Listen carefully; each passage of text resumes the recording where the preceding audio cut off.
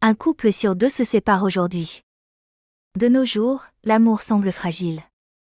Des relations qui existaient autrefois durablement s'effondrent en un clin d'œil. On pense que c'est à cause de la modernité, des réseaux sociaux ou du manque de communication. Mais creusons un peu plus.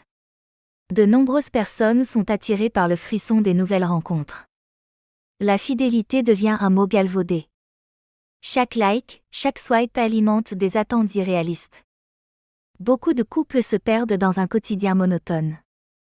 La passion s'émousse, et la routine s'installe. Pourtant, ce n'est pas qu'un problème moderne. Une étude révèle que les principaux motifs de rupture incluent des attentes non satisfaites et l'égoïsme.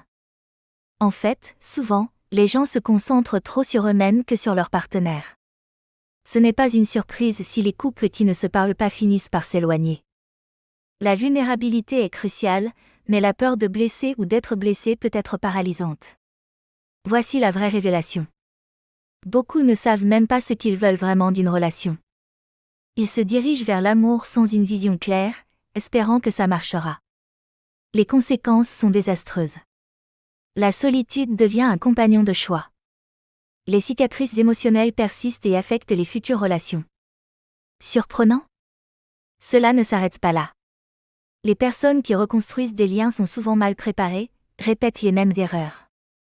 La clé réside dans la communication sincère, la prise de risques émotionnels, et la volonté d'apprendre.